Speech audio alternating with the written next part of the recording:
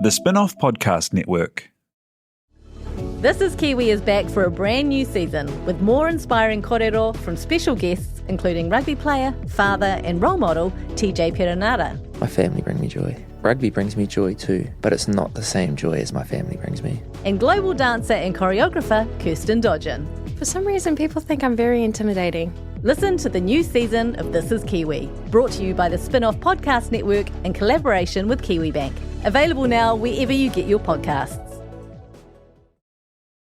Hey everyone, it's me, Drew Opwalo, host of the Comment Section Show. Come join me and one of my iconic special guests every week on the show as we dive into the dreaded comment sections of our tagged videos and take down the most terrible men on the internet, period. Somehow, they won't go away no matter what I do, no matter how incredibly awful and mean I am to them, but I don't mind doing this work. In fact, if I'm being honest, I think it's God's work. So make sure y'all follow me on Spotify or wherever you get your podcasts for new episodes every Wednesday.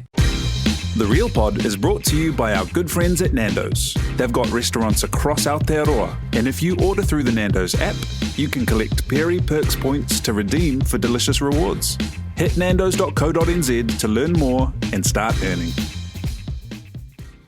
Speaking of butts, can you please just sit down, dog? No, he's all good. He's part of my breaking news. Are we today. recording all that? I just got recording from Speaking of Butts. Okay, good.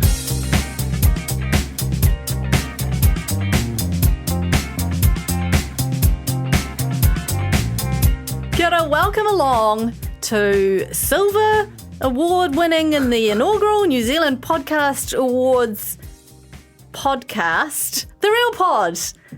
That's us. We won a second place award. Welcome along to it. They don't do that anywhere else, but I think like the Olympics. Now, they do it in some advertising agencies things, true. but you can get multiple golds and multiple silvers and so on. Just one gold, silver, bronze, and we won for Best Entertainment and Comedy, second place. It feels like incredibly authentically Real Pod, that position. The only thing that could have improved it would have been if we'd got third place. I actually think if we were to truly Real Pod it, the submission would still be sitting in my outbox. No, because then we could claim some kind of injustice true. or, you know, I think coming second or third, let's just right here and now aspire for third place next year.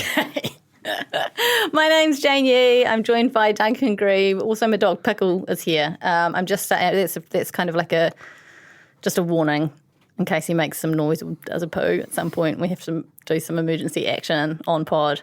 It's lovely to have you along. I'm all under pressure because of the win. It's lovely to have you along. It is lovely. That feels like the that's definitely very much the weight of the award talking. Hey, we are brought to you by Nando's. Download the Nando's app. Do it. You can get some Peri Peri rewards. I think they're called Peri Peri Perks, which is nice. I love a bit of alliteration. Peri Perks. And Nando's, we're in, I want to say full swing, but almost full swing, right? With restaurants and deliveries and takeaways. And you can kind of feel full swing, like coming in off the boundary. It hasn't arrived yet. Yeah. But there is full swing coming for us. I can smell the chicken from here, basically. Yeah, and just be able to dine in their beautiful restaurants, those interiors. Do you remember, like, when we first started hanging out with Nando's way back in the day? I think it was before they had their big glow-up. And now, you know, like, you just miss it. Just miss that whole ambience. Hey, we've also got our corn pins. Once they're gone, they're gone. They are in the country. They're going to be posted out. So if you go and order now, you won't have to wait very long at all. What's the URL, Duncan? The internet. shop.thespinoff.co.nz. That'll do. Go to the Spin-off. You'll find it. So I've got one pinned to my bag, and it is gorgeous. They're really nice, They're beautiful. They're sort of a bit... This is actually... We probably erred here in that, like, it's got this lovely Toby Morris like custom designed card that says, "I'm a corny and I'm sorry." That feels like you could just sort of hand it out like a business card at, you know, events where there's clearly a big gap between you and everyone else. But this enamel badge is just beautifully made. Like, some of our merch, I'm being honest, historically has been a bit ropey. We've had totes where the handles routinely fall off and where the colour isn't kind of part of our CMYK. this right here, this pin is unbelievable. Gorgeous. A gorgeous pin. And you're right. Like it'll be one of those things where, I'm sure that they'll be worth a lot more than whatever it is we're charging right now. And Oh, Pickle's not happy about that. I'm not sure if you heard that. well, he's just like, he's basically like, sort me out with a few of those pins. I know what the trajectory of this investment looks like. I need to balance my portfolio. We need to get you on the podcast with Bernard, Pickle. Feel like that's the crossover everyone does not want. But yes, go. Get a pin. Great gift for Christmas. Well, as I said, once they're gone, they're gone. Cool now and you get some steak knives. All right. That's not true, by the way. That's not true. We don't have any steak knives. No. Okay. What else is happening? Any other housekeeping? Facebook.com/groups/RealPodCorner. Instagram, go to @the Spinoff Podcast Network. That's everything, I think. Let's get into some real news.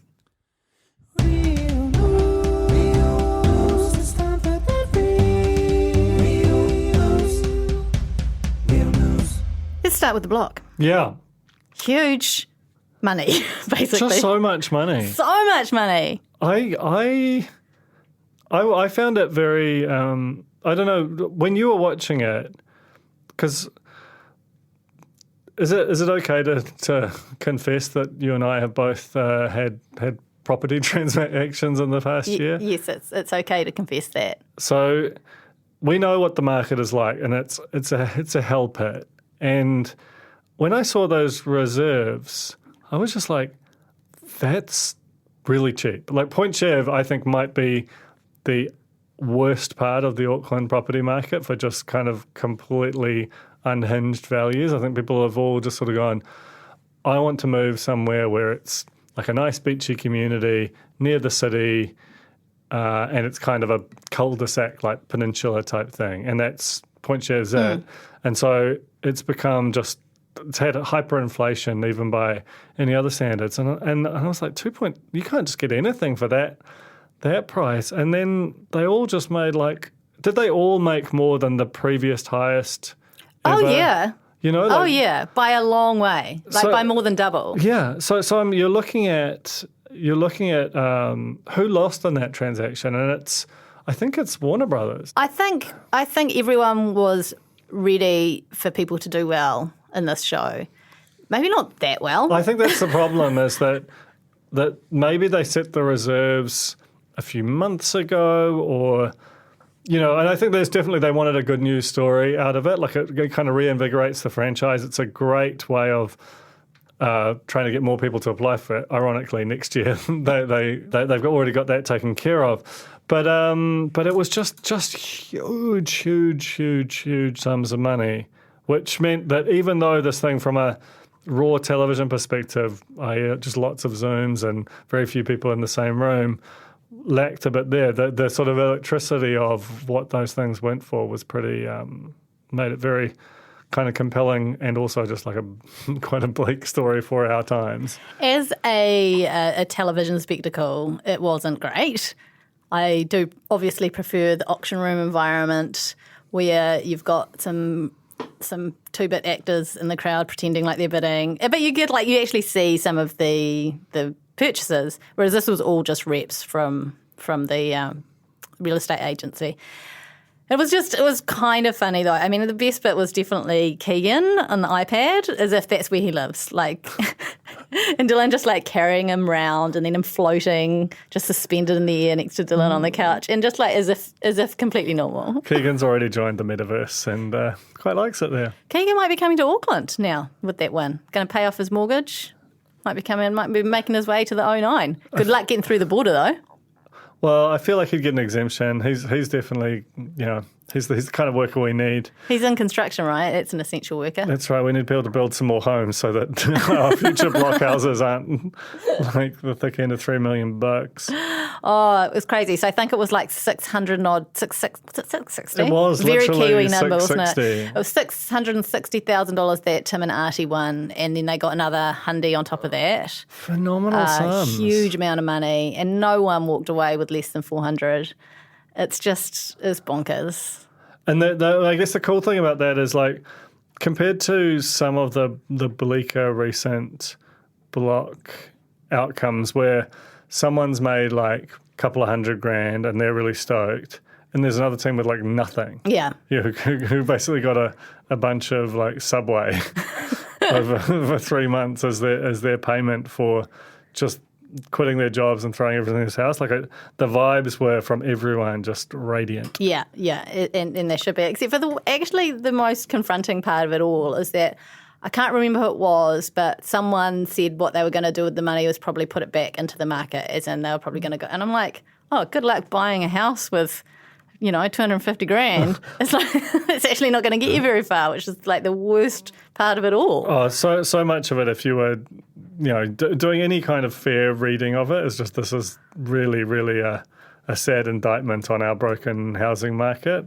The fact that you could win, $380,000, the winning team, and you're like, oh, that's a solid deposit, not that's a house. Yeah. So there's going to be a redemption season next year. Yeah, pumped about that. So do you reckon any of this group will... Oh, I think it's too soon. Feels too soon. That would be so rough for them, basically been living in like a block bubble for two years already. I wonder if that is in part what motivated them to kind of give away such large chunks of the profits to the winners, and that if you're trying to recruit, you've got a sort of a slightly more limited pool, and that probably every season there might be 1 to 2 different teams that you'd actually want back, and that together would make a good electric season. And I just I feel like if this one had been like $50,000 or something, then a lot of those people who are now probably just quite successful out the back of it would be like, I'm not quitting my job to risk it all for that. I know, some people love being on the telly though. Some people just love being on the telly. Yeah, but are they the ones that you want back? Probably. Probably Dills and Dills. I want to see Dills and Dills back. Yeah, who would be your pick? Dills and Dills. Yep, and just Dills and Dills, like a new format where it's just Dills and Dills? Yeah. I mean, great name for a show, straight up, the block, Dills and Dills. Okay, let's move on. A Dunedin woman was taken hostage by a possum. So that we're just deviating slightly from Dunedin bird news to Dunedin. What's a possum? Marsupial? Marsupial news. Yes. It may be the only story of this kind out of Dunedin. There are less marsupials than there are birds, presumably. Yeah, I'd say so. Anyway, okay. A distressed Dunedin woman called police to say she was being held hostage in her Northeast Valley home by an aggressive possum. Probably Blind Jim from Celebrity Treasure Island. It's a long migration. It's a long migration, yeah. They couldn't see where he was going, I guess. The woman reported that when she attempted to leave her house, the possum would charge, making her flee back inside. When police arrived, they discovered a juvenile possum which appeared out of the dark and climbed an officer's leg. Seems friendly. I mean, that's not my experience of possums. They normally try and steer clear of the humans. It was released into the wild, but I have my grave doubts. We have a theory if you'll about pardon this. the pun. Okay, so you think it's the equivalent of sent off to the farm? Yeah, it just given that these are a known pest that we're desperately trying to rid our country of, it seems very unlikely that any part of New Zealand's sort of official public service infrastructure would just toss it into the bush. Okay, so the possum, Blind Jim or not, is at the farm, having a nice life, living out his days at the farm. A 105-year-old sprinter has broken the 100-metre world record for over 105s. Is it over 105s or is it centurions? It's the 105 plus category. And that's a very small category. Potentially the only contestant. Julia Hurricane Hawkins of Louisiana, USA, set a record time of 1 minute, 2 seconds, 0.95 in the 100-metre sprint. And she took up athletics age 80, hope for us all, and started sprinting at 100. She's just gutted she didn't do it under a minute in her mad dash for the line. I fancy myself beating her at 100 metres, just quietly. It's not the worst time. It's not great. Well, look, it's something to aspire to. Even being alive at 100. Actually, I don't think I want to be alive at 105. We'll see. Because the world's going to be fucked. I mean, look around, man. It's going to be terrible. I want to tap out like 90 or something. I'll just put my order in. The thing I like about this story is that it is further proof that basically my incredibly old people cinematic universe of super old people, bachelor/bachelorette, and now super old people Olympics is something that there's a large public appetite for. Anyway, back to running, and this time we've got bird and old person crossover because a duck has run the New York Marathon wearing tiny duck sneakers, and its name is Wrinkle. I didn't notice the sneakers. Well, Are they sneakers? it's hard to qualify. It's wearing some sort of foot covering that it's not just bare duck feet. This is a wildly cute thing. It is one of the cutest videos we've ever seen. It's got a real little waddle going. It's just real stoked. Like you can tell that it knows that it's running and that it's having fun with all its people. Didn't complete the full race, sadly, but honestly, what a thing to tell your grand ducklings, you know? I ran the New York Marathon wearing little red shoes. Just a joyous It's on thing. TikTok. I don't know how you find it. Look up Duck Marathon. You know, we could probably post a link in the corner. Will it happen? Who knows? Anything's up for grabs. Okay. There is a man on a bizarre mission to collect a single chip from every Wetherspoons pub in the UK. You like this story? I do. Tell me about it. I just enjoy acts of folly. I think in a world that's really like pressuring you to act, you know, like Homo economicus, super rationally, having someone do something which is like almost like profoundly anti-cultural, like Wetherspoons is a loathed chain. It's just like, what do you do with the chips? Like every part of it is just kind of disgusting. And I'll tell you what he does with the chips. I know what he does with the chips. Tell the people. He coats them in Vaseline and wax to make them last longer. And then he's got a book, like a trading cards book. So they've got to be, he's either selecting very flat chips. Are they hot chips or I'm assuming. crisps? Because they'd call them crisps otherwise, wouldn't they? Yeah, they would. So they're hot chips in a It's trading gonna be a card very book. fat binder. It is. Anyway, that is truly bizarre, but also, are they all over the nation, the Wetherspoons? Yeah. He's getting around. He's having a good time. He's on tour, you know. It's like 800 or something. Lovely. Okay. We just quickly touch on Bake Off before we have a break and go into real life because it was quite a landmark week on Bake Off. Tell me about everything about. I can't do everything about it because I wanna know don't remember everything everything about about it. it. It was Fresh Week, so there was lots of fruit, there's lots of veg, there was some pies. again. Veg? Yeah, veggie. The technical was like a flan type thing, like a tart with veggies peeled and spiraled all through it. I mean, I wouldn't eat it. Really? Too many veggies. You're not. I don't eat vegetables. I eat potatoes. Yeah. No, like, seriously, are potatoes a vegetable? I need them to be. I need them to be, otherwise I'm Can you have gonna- 5 servings of fries as your 5 plus a day? Or I 3 mean, servings I of could fries have and 2 bags I of could chips? have fries, chips. I really like a layered cheesy potato gratin type thing. You know, Scallop potatoes? Yeah. Yeah. potatoes 3 ways. You know, all the potatoes are fine, except my mum's lumpy mashed potatoes from the 80s. Not so good. Don't listen, Mum. Don't worry, doesn't know how. Okay, anyway, the reason why it was so significant was Pira left, and Pira was just such a delight on the show. She was a beautiful soul. She just brought lots of her Māori culture into her cooking and then shared that with everyone. And then when she left, she sung a waiata, and it was just beautiful and sad, but so lovely. And Dean Robot Brett Schneider looked a little emotional. Robot tear? A little little drop of oil came from his eye. Yeah, it was really touching. It was really nice, and I'm sad to see her go. I really hope that someone gives her a bloody cooking show. Can we give her a cooking show? Can we do that somehow? The Spin-Off Podcast Network. Or just any part of just maybe at your house. I don't know. Spin-off Christmas party. Yeah. Well, hopefully we get to have one.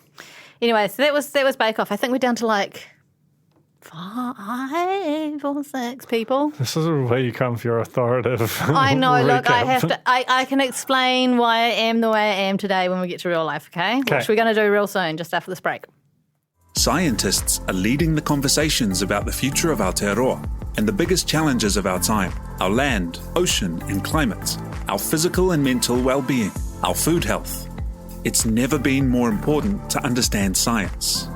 At the University of Otago, you'll study alongside world-renowned experts and researchers. Explore your postgraduate options now. He heringa tangata, he tūhura kōrero. Find out more at otago.ac.nz/PG Sciences.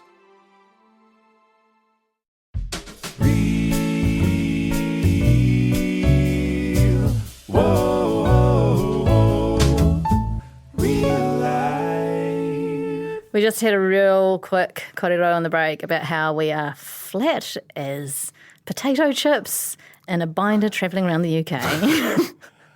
It's just hard this deep into the year. It is, yeah, and it's getting muggy. It is. It's getting I actually muggy. like that. And I had a big morning. Do you want to hear about that? Yeah, I want to hear about everything about your big morning. Okay, so I woke up at 4 a.m. Oof. Rough. I probably didn't get to sleep till gone midnight. Woke up at 4 a.m, lay awake for 2 hours, and then went, I am going to go for a walk. What? I know. I Instagrammed my adventure, and some cornies DM'd me and were like, are you okay? Like, no context, just like, are you okay? What is happening? Like, no less than 3 messages from people saying, like, wondering what I am doing. It's really, really good. Exercising. That your behaviour, that exercising is so aberrant that it requires a check-in. Okay, so I took Pickle and we wandered up to Big King, which is like it's a little mountain in Three Kings in Tamaki Makaurau. What a cool name. And it's an off-leash dog mountain, right? So lots of dogs and people out. I got up the top there, and of course I did my Insta story time-stamped so everyone knew that I was up the mountain before 7 a.m. And we came across this other little dog. And it was real cute, and it just followed us around for ages and ages. And there's obviously lots of dogs around, so I didn't think much of it. But then by the time we went to leave, dog was still with us and no owner in sight. And then these other dog people were like milling around going, oh, no, I've never seen this dog before. Give you $500 for it. I wish you'd said that hours ago. I really do. Anyway. Need I a was dog. like, they've started talking about, oh, well, maybe we could take it and call some of the council and da-da-da. And I was like, in my head, I was like, don't say it, Jane. Do not say it. And then I said it. I said, I'll take it home. Jane. I'll take it home. I'll pop it up on the community Facebook group. And then, What is this sweet little dog? What can I get more information? oh, looks a bit like a skinny Benji type thing. A what? I think dog. A type. And so I didn't have a lead, so I had to fashion one out of my bag strap. And then he was getting on really well with Pickle. It was fine. And he started really pulling on the lead and getting all tangled up. And so I had to walk like 25 minutes home from the mountain with these 2 dogs going crazy. Of course, he took a giant shit on the way. So then I had to clean up his poo. New dog did. New dog, yeah. And then I had a really embarrassing tangle with the dogs because I clearly could not control him. And it was at the intersection. You know, there was like cars all piled up on their way to work. You've really learned your lesson, haven't you? I have really learnt my lesson. Never walk. Don't ever walk. And it's exactly right. And the worst bit is I lost my homemade beautiful linen mask that I made out of some Juliet Hogan pants that got a hole in them. In the scuffle, because it was in my bag, and they were all tangled up in the poo bag, and I dropped my mask, and then I got home, put it up on the thing. Someone came and got him. Done. Wow. Yeah. What a morning. What It was a saga. a huge morning. It was a huge morning. You've really lived, and you just kept the lid on that because You've been in the office a little while. Yeah, I'm and, saving it for the pod. And I'm not ever walking again. No, I think that's pretty strong message from the world about what happens if you do. Dog's called Paddy, by the way, in case you're wondering. Paddy? Yeah, he's lovely. Oh. Lovely, yeah. I'll never see him again because I'll never walk again. I'll never walk again. Do you want to do one of your ones? What are Or my do we ones? just like run through my real life and then go through your real life? Tell me one of mine. Okay, your hair's getting long. Yeah, And you've started washing it. I have. I don't know. I don't know if I'm going to keep washing it. In a fit of nostalgia, I listened to an old Real Pod and it happened to be the one where you talked about like washing your hair with a bar of soap and it being a Grieve family tradition and only doing that once a year. Yeah. But you've washed your hair twice in the last 2 weeks. I have. With Shampoo. and just shampoo? Conditioner? And conditioner? Yeah. Wow. Yeah. You've changed. I have. I mean, on one level, that sounds like me getting sophisticated, but my hair is very long and very curly and very grey. And in my mind, I feel calm and like I'm sort of in control of this situation. But I know that visually, I don't appear in control of anything much. Do you think you're going to keep it? I'm going to keep it for summer. I mean, that seems backwards, but sure. And I'm gonna get a haircut. I booked a haircut for on the assumption that we're allowed to get haircuts again. I have this very lovely and very old barber who I may have discussed, but he's got a very safe outdoor setup anyway, and it's very much an opt-in for him. And so, assuming that that's allowed again, I'll be doing that early December. But I want to leave it long on top and just sort of see what happens because I don't think I'll ever be here again. There won't ever be a sort of socially acceptable way to do this for me. Yeah. And I'm finding it kind of liberating. I'm used to it now. I think it's going to be weird when you chop it off. And I think part of that is just we've seen Toby Manhire out of the building, right? Yeah. He's now editor at Larging. Yeah. He is at large. I saw him Yeah. at large. He's larging the other day. Larging it up. So we need that sort of mopper here. Yeah. I mean, Mark Kelleher, spin-off GM, Yeah. has got a real strong mop. He's got much tighter curls than me. Toby Morris. He's doing pretty well. He's got gorgeous locks. It's gorgeous locks. Toby Morris got a monster mop. Yeah. But yeah, I mean, I'm sort of I'm applying for a junior membership of that cabal. Okay. Basically. Okay. All right. Well, I think you should keep it anyway. Thank you. My kids are going back to school, which is great. How many days you get? Okay. 2 days a week. Are they same days? Same days. They've done well, it. They've done that's it well. good. They've done it well because they've done it in house colours. So, and all the kids are in the same house, right? So that's nice and easy. The thing is, I did the math on it. How many days you got? 7 till the school holidays. Yeah, we got that. I've got the kids half time. Joel has them the other half time. 3.5 days. Hey, I've bought myself 3.5 3.5 days you didn't have last week. Be grateful, Jane. before what? 6 weeks of holidays. Hey, at least you don't have to teach them anything during those 6 weeks. I haven't taught them a fucking thing this whole time. Well, I'm sorry for the swearing. You don't have to feel bad about it. I'm hoping that you haven't been feeling bad about it, but Of course I've been feeling bad about it. I've been feeling bad about not being able to do work properly. I've been feeling bad about not feeding my children vegetables. I've been feeling bad about not... I mean, I turned out all right, though, without vegetables, didn't I? Sort of. Yeah, well, mostly. potatoes, so. Yeah. Yep, they all eat chippies. So, Yeah. they're fine. They're fine. Fruit is close enough, That's actually really close. That's better than... Vivian just eats chicken tenders. I remember, we have that too, right? But I remember one time reading an article where it was like, don't freak out if your kids don't eat veggies. Don't create like a weird acrimonious relationship with veggies for them. Fruit has heaps of the nutrients that veggies does. And I was like, that is all I need to hear. Yeah, stop reading anything after that. Grapes for dinner, And I'm not even joking. But anyway, so COVID sucks. 21.5 hours reprieve. Is what I've got before the school holidays. Yeah, Yeah. that's good. That's not enough. I love my children. I don't want people to listen to this and think I don't love my children, especially... You can love your children but really not want to be around them 24/7 for your entire future. Thank you. I appreciate that. Tell me about the cricket. Oh, yeah. I almost don't want to... I wrote this yesterday. I got up early and I watched the cricket. Did you get up to watch it live? I watched a little bit tape delayed with some fast forwarding involved. When I was younger, I used to be like an obsessive cricket fan to the point where I'd even watch domestic cricket, which is only very strange people do. And as I've got Domestic older, test cricket? no, domestic like 4-day cricket. Is that not test cricket? And the test cricket's only international 5 days. Oh my God. I'm learning this for the first time. I just thought it was like That's a genre of the sport that like you. Well, it kind of is, but I mean, it's almost synonymous. But they would call that first class cricket, and then there's the different forms.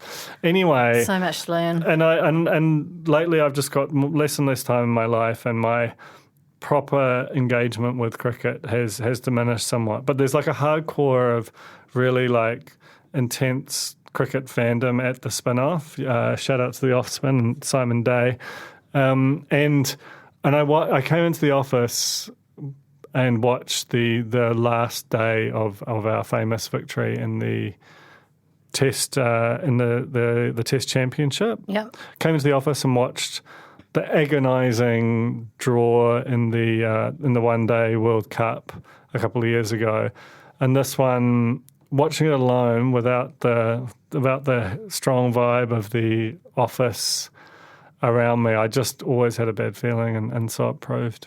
You always feel responsible, don't you? You sports people, like that if you'd done something differently, I do. The result I do would have feel been like different. it's very cosmic. Like there's some kind of very delicate equilibrium. You have to play your part. And I that's why didn't. it's always optimal to watch live too, because if you're going to have a positive influence on the result, Well, this you is have the to be worst doing part. it. And This is the worst part. what happened? Is that I was watching it delayed to the point where I think I was maybe like 20 minutes. I'd caught up to within 20 minutes by the end, and it was starting to be obvious which way the wind was blowing. And I thought, I'll just do some emails in between overs, and then I got like a press release from the government saying, "Well done, the boys," or something, some kind of banality that made it clear from the subject line that's not the one you send when we win.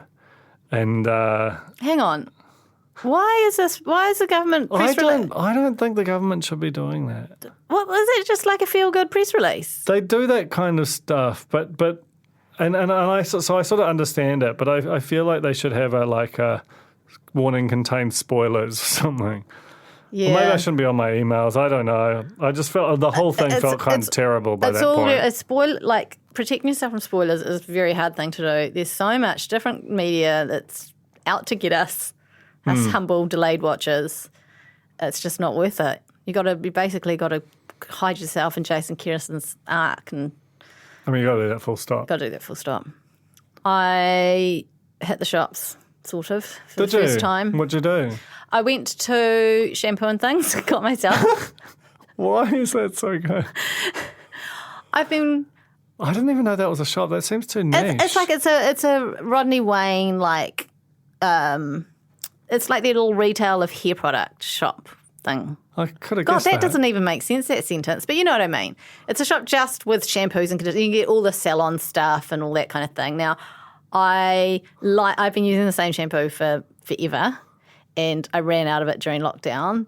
And ordering it was just, I don't know. I kept thinking, I'm just going to get some from the supermarket, like a normie. And then I just sort of never really got round to it. My hair just got like ratty and disgusting. And so I was very excited to be able to go and buy my 1 litre bottle of shampoo and Big 1 bot litre for the big bottle wash. of conditioner. And then I went from that shop, this is in a mall, I wandered around to Stevens and bought 10 teaspoons. Why do you need all those teaspoons? Because teaspoons, like hair ties, vanish. They just with vanish. Kids. They vanish. They just disappear. Go in the lunchbox, and the kid just puts them in the bin with the yogurt. Yeah. Unopened. Yeah. So there you go. Teaspoons and shampoo and conditioner. Have you been to any stores? Yeah. Where'd you go? I went to Bunnings. And? I had a great time. I was like, hardware type stuff is probably the category I've most wanted during lockdown. Yeah. I've done 2 hardware store orders. I'm trying to rebrand as a gentleman farmer. It's really not going very well. Can we start a gardening channel in Slack? Yeah, Okay. I'd really like to. It's not very plausible, but it sort of cracks me up, so I'm leaning into it. Just do Farmville. And I bought a a bunch of stuff. And honestly, just the experience of it was like quite emotional. Yeah. I'm just in a shop again. I really struggled with, I walked into the shampoo shop and was like, the lady was like, oh, hello, are you just happy if you look around? I was like, I don't know how to do this. Was the first thing that came out of my mouth. I'm always trying to like gag with people and but it was, 90% genuine. I don't know how to talk to people anymore. It was, yeah. And then I did the exact same routine when I went into Stevens. Stevens lady, much more receptive. She had a giggle with me, but yeah, it was. But there was kind of a weird thing where it looked like everyone had just emerged from the apocalypse. Was like this on, wandering around? This is at St Luke's. Were you doing it on day one? No, it wasn't day one. It was a Saturday though. I think it was like the first weekend day. So I did Sunday evening. So by then, most of the shopaholics had already got their fix. So yeah, I think if I'd gone in prime time, it would have been more unnerving. It was super quiet though. There was no one in either of the shops that I went into, but there were quite a few people wandering around the thoroughfare. But they all looked confused, like they'd all forgotten the map. Yeah. They'd forgotten where the shops were. They were disoriented. It was real weird. I was in and out in 5 minutes. Yeah. Well, it doesn't. It's not an era that lends itself to. No, there's no more hanging reading. out. Yeah. No. But I remember like when we first like went to a shop or a bar after the big 2020 lockdown, and it felt so alien. And then within a few weeks, you're super chill about it again. So I'm hopeful that the different dynamic now is that it is like legit out there, and it's always going to be out there. But I don't know. Yeah, it's going to be weird changing from that psychology of it's out there and I want to avoid it completely to it's out there and we can't avoid it any longer and we have to kind of resume some sort of normal life when we can. And I don't know. Is it a switch? Is it just a switch or is it like a frog in water? I think it's a frog in water. Finally, the last thing we're going to talk about today is Taylor Swift's version of her Red album. You need to give a little context for those who aren't Swifties, which is almost no one. Like in terms of why she's re-released. Okay. So basically Taylor Swift's got... in music there's a thing called publishing, which is... basically, oh man, how deep do we have to go with this? We don't have to go that deep. Basically, she had the publishing rights. She didn't have the publishing rights to her song. Big Machine was her previous record label. Scooter Braun somehow got possession of them. Scooter Braun is Justin Bieber's manager, famously. And between him and some private equity money, they took possession of her catalogue.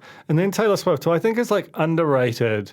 I love Taylor Swift. I am unapologetic about loving almost everything about her. I think she's so fascinating. She's such a great songwriter, and just like a crazy good business person. And I think this is so you can analyze these Taylor's versions on two levels, right? Analyze them as creative works, which I think they hold up incredibly well, and we'll get to. But the audacity of this as a business like bit of snooker, because this is like real money. So this is her inviting people to listen to her version of the record. She's been very open about what's taken place, about the fact that Scooter Braun has the rights to her music and that she's not making money off the publishing from there. And she's like... And they spent $300 million acquiring this stuff.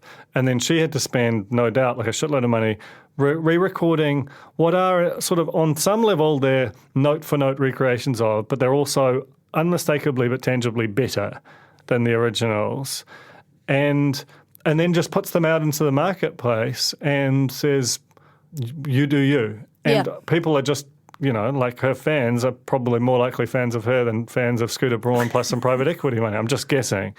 The interesting thing will be like, if you're a big movie and you need it, or an ad and you want a Taylor Swift song, you can either buy the private equity version or the Taylor version. And one, I would think, will be cheaper than the other, but also the fan reaction to you buying this sort of compromised scab version will be quite different. So there's all of that stuff, which has many layers of fascination with it. But then there's the actual sound of them. And I don't know. What do you think of it? Because you're a reasonably. I'm a sort of Swiftie. I'm not like a diehard Swiftie, but I've been to her shows. I worked for a couple of her albums when I was working at Universal Music, so I'm reasonably familiar with her. Not her personally, obviously. I met Scooter Braun though. Did you? Yeah. What's he like? I mean, he seemed fine. There was no indication of what was to come. It was nice enough. But yeah, this album is a funny one for me, the Red Album, because it takes me back to a time of a breakup that it's unreasonable that it should, because the breakup happened years prior to this album coming out. But what the themes on the album reminded me of that breakup, which was a really hard one. And so with the re-release of this album, or the Taylor version release, I've been facing some emotions. Some like 14-year-old, not 14-year-old me, but like emotions that are 14 years old. Whoa. Yeah. I mean, especially All Too Well. All Too Well is... She's just a very good lyricist, and because it almost feels like she has relationships to get more material for music, which is kind of fucked up thing to say, but also... I don't know. That doesn't feel like an unreasonable thing to say about Taylor Swift as well. And this album, I think, is her best set of breakup songs, and probably her best record overall. Even though I've got more affection for Fearless, probably. But it's like astonishingly good. And she's released a 10-minute version of All Too Well with a short film, and you got to watch it. I don't know. Again, I don't know if it's just like it's locked down and those old emotions. It's a pretty touching watch. And so All Too Well is supposed to be about her relationship with Jake Gyllenhaal. I mean, it seems very clear. She references like that you were a little boy with glasses, and he's, a few years after the original release, posted a photo of him as a kid, and he had these specs on, and it's all very Jake. The way that you get just torn apart by a Taylor Swift song as an ex of Taylor Swift it's real caveat emptor with a relationship with her, because you are going to suffer like Ryan Adams did when Phoebe Bridgers came. Like it's a real high grade nuking. And it's going to be as well. It's like she might not ever come out and say what it's about, but. It's not hard. It's never hard to figure out. No, it's super fun. But no, the whole thing, everything about it, and the songs, like I say, I think that they sound better. They're just like a lot more. Especially the Max Martin singles, which I didn't care for too much at the time. But there's something about the re-recordings that's just got a bit more of a bridge to the rest of the music that makes them more accessible. But yeah, love this whole plot line. Our mates at Siska just recorded a 2-part episode diving super deep into the modern history of Taylor Swift, as they call it, as amazing. Well as like a super in-depth breakdown of all of the rights and royalties, nuances. The most interesting part of which I thought was that Scooter Braun is the guy who, with his private equity people, acquired the rights to Taylor Swift's back catalogue, was... Ye, formerly known as Kanye West's manager at the time of Kanye West becoming embroiled in the Famous scandal, where he famously released the song with the line, "I feel like I made that bitch famous." Yeah. And presumably Scooter Braun had a massive part to play in masterminding that whole shit show. I'm going to stop showing off that I met Scooter Braun, by the way. I don't think it's... I think it's like... It's just a statement of fact. Yeah. It's no reflection on you. I just think it's just like an incredibly fascinating and very like legitimate reason for her to then exercise her mana as a songwriter and artist and reclaim something that is being lorded over her by this fucking horrible dude who... Anyway. Totally. It just felt like, because it's very easy to make fun of Taylor Swift and just be like, this is this privileged white woman kind of... But... when she makes these moves, they're incredibly innovative conceptually, and they become available to the whole world. And what she is fighting in terms of like the because you sign those deals when you're a powerless artist, like, and almost invariably you sign away your publishing when you've got nothing. And the fact that now that she has everything, just goes back and is like, you think that you had me back then, but I'm going to show you. And I think she would have even in an era where music rights are just going to crazy levels, I think the fact that she is, this kind of will put tremors through any kind of hostile acquisition of rights to a catalogue. It's beautifully destabilising. There was a long time where she wasn't on Spotify too. That's right. Yeah. What is the podcast called that is the fold but music? Because we just did that. I'm sorry, that's like, I have to say, I'm so tired. I know, it's a weird episode. It's a weird episode. Thank you for making it all the way to the end of it. Well done, you. Thank you to Nando's. Yeah. I can't bloody wait. Are the blockhouses in Nando's delivery range? Because that surely would affect the value. I reckon in peacetime, St. Luke's would make it there. Yeah. But St. Luke's is one of the It's one of the ones that's going to have a glorified return. There's New Lynn. That's a real margin call. Anyway, look, it definitely would have affected the house prices one way or the other.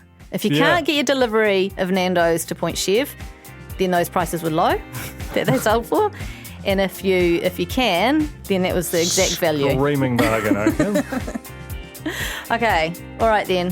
Thanks, Te Aihe. Thanks, Tara. Thanks, Duncan. You've got dead eyes I right now, Jane. am not alive. Thanks for joining me for my funeral. Goodbye. Bye.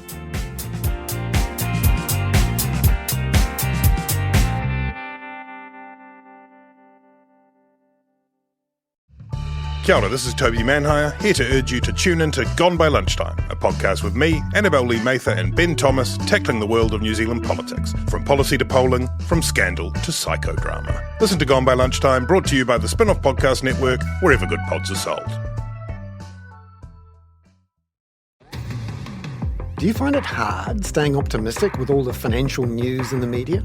I'm Bernard Hickey, and on my podcast, When the Facts Change, I'm here to help you navigate the ever-changing landscape of economics in Aotearoa. So join the conversation every Friday on When the Facts Change, brought to you by the Spin-Off Podcast Network in partnership with KiwiBet. The Spin-Off Podcast Network.